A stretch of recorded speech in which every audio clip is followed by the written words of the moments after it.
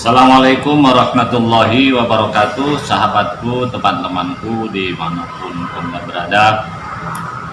Kebetulan ada yang bertanya kepada saya tentang bagaimana prosedur rujuk atau setelah cerai ingin kembali dan apa saja rujuk yang tidak dibolehkan. Sahabatku, saudaraku, bahwa ada perbedaan rujuk dengan nikah. Kalau nikah itu menyertakan wali, kalau rujuk tidak. Jadi sebenarnya syarat rukunnya beda-beda tipis saja. Yang membedakan kalau akad nikah ada wali, kalau rujuk tidak perlu wali. Oleh karena itu rukunnya sama-sama muslim, ya. Yang kedua, harus ada laki-laki perempuan. Yang ketiga, harus ada 2 saksi, sama dengan akad nikah. Cuman kalau nikah hanya ada tambahan wali. Nah, rujuk ini syarat-syaratnya ya. Yang pertama, yang kita rujuk ini adalah mantan istri kita, bukan istri orang. Contoh, suami menceraikan istri. Nah, si wanita itu diceraikan laki-laki lain. Jadi yang bisa dirujuk adalah mantan istri kita sendiri, bukan mantan istri orang. Itu satu ya. Yang kedua, istri ini pernah dijima. Artinya kalau belum pernah hubungan badan suami istri, begitu selesai cerai tidak boleh balean. Yang bisa balean adalah istri yang pernah dijimaknya dulu. Itu yang kedua. Yang ketiga, ya, bukan talak tebusan. Talak tebusan itu begini. Misalnya nih, ada kesepakatan suami istri, istrinya minta kepada suami, "Wahai suamiku, tolong ceraikan aku, nanti engkau akan aku kasih duit 10 juta." Gitu ya. Maka kemudian suami mengatakan, "Oke, aku ceraikan hari ini dirimu dengan tebusan 10 juta. Itu yang disebut dengan talak tebusan. Ketika talak itu talak tebusan, maka tidak boleh balik lagi. Tapi kalau suami tidak menyebutkan permintaannya berapa nilainya, biasanya tebusannya senilai mas kawin yang diberikan. Itu tidak boleh lagi kalau sudah ada tebusan itu. Kemudian berikutnya, yang tidak boleh balik lagi adalah talak 1 boleh, talak 2 boleh. Ketika sudah talak 3 tidak boleh lagi. Kemudian syarat berikutnya adalah rujuknya ketika masa iddah belum habis. Nah, masa iddah ini kan beda-beda, tergantung siapa kita. Kalau istri sedang hamil, berarti masa iddahnya kan sampai melahirkan. Kalau istri tidak hamil, berarti 3 kali suci. Jadi sebelum habis masa iddah silahkan rujuk. Tapi kalau sudah habis masa iddah tidak boleh rujuk lagi. Jadi ada 4 macam ketentuan yang dibolehkan rujuk.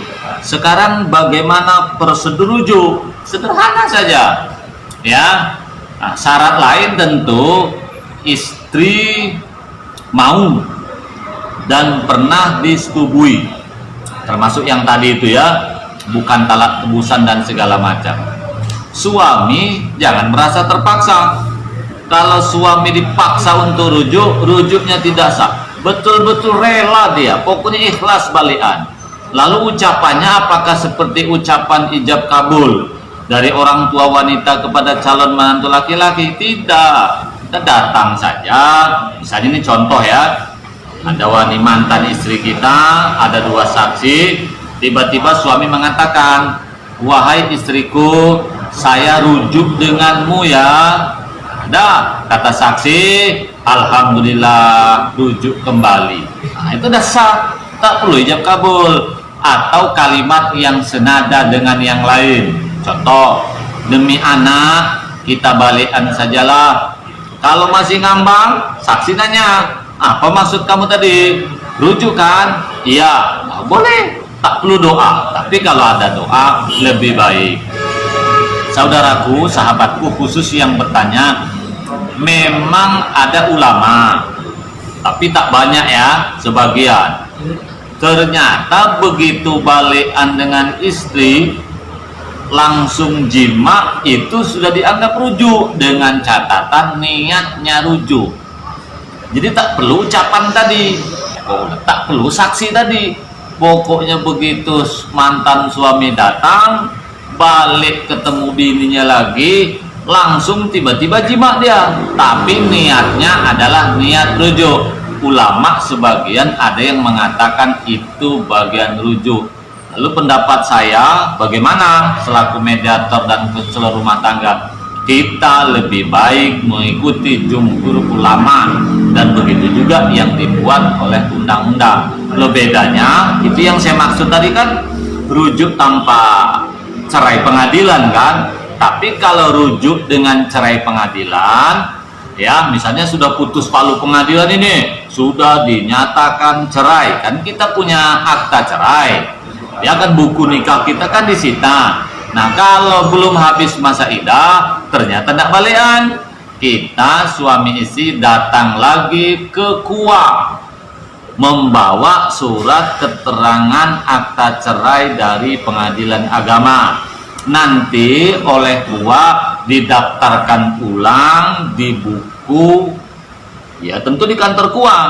Setelah dari kantor KUA kan dapat keterangan bahwa ini telah rujuk. Surat keterangan dari kantor KUA itu pergi dibawa lagi ke kantor pengadilan agama di mana dulu menggugat cerai. Itu caranya ya. Jadi setelah dapat akta cerai ke KUA, dari KUA balik lagi ke pengadilan agama di mana dulu menggugat cerai untuk mendapatkan kembali dokumen bahwa sudah rujuk. Saya kira itu sahabatku semua, mudah-mudahan apa yang saya sampaikan ini dapat membantu khususnya kepada yang bertanya. Demikian, wassalamualaikum warahmatullahi wabarakatuh.